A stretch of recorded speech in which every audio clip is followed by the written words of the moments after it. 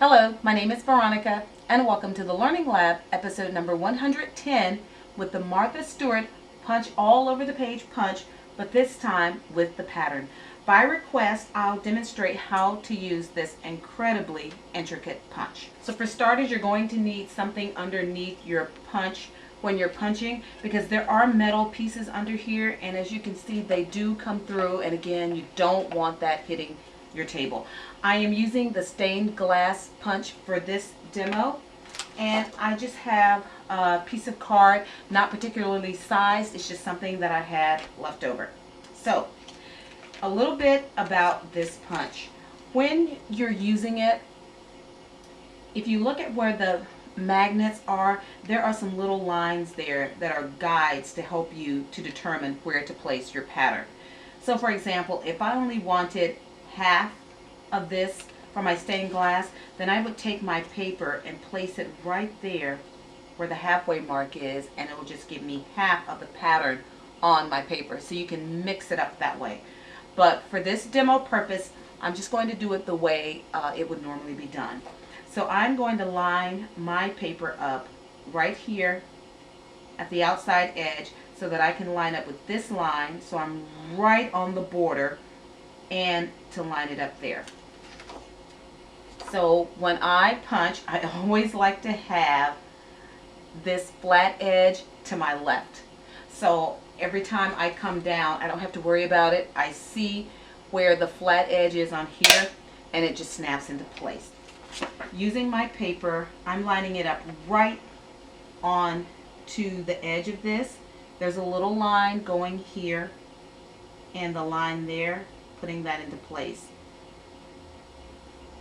Again, the only caveat is this paper has got to remain firmly in place or you are not going to get an accurate punch.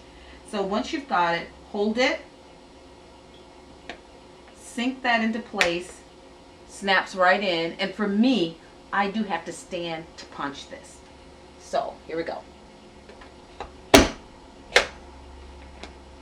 And now I have my first punch. Now I'm going to take this and line it up with the pattern that you see right here. So just by taking it and sliding it over, I'll slide it until I can see the silvery metallic part come up through my image. And now I know it's in place and I can punch again. And one thing that I do to double check is I look along my lines to make sure I'm straight there also. Take this, pop it on.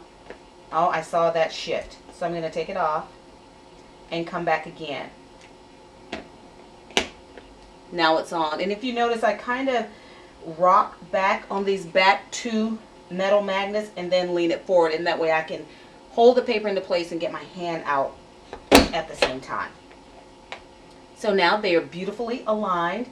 I can now shift down and use these two at the bottom as my alignment. So now I'm going to slide this down and use these two as my guide, the one that has the dark solid metallic and then the ones that have the outline. I'm going to do this one first because I can see that one a lot easier.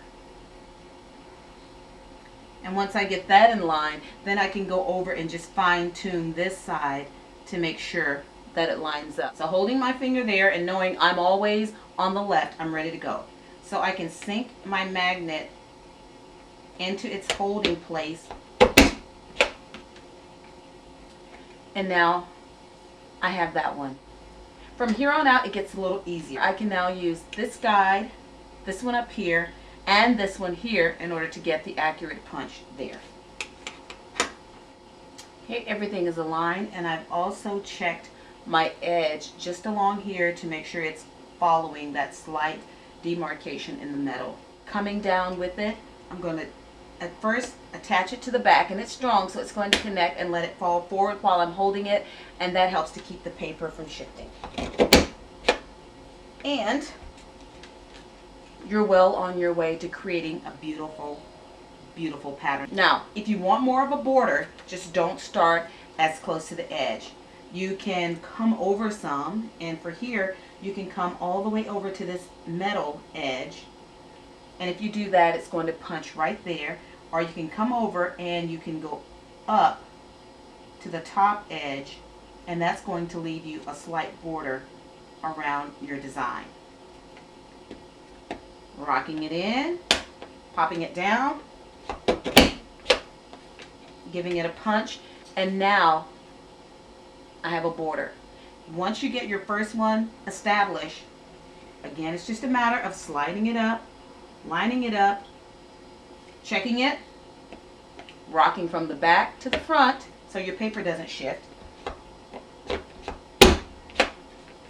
and punching your next one. And so now you have a border on your edge if that's what you desire. So let me show you what I turned this into. So I decided to take a new look at the center stepper card, and I took my stained glass punch and punched out the center on this card.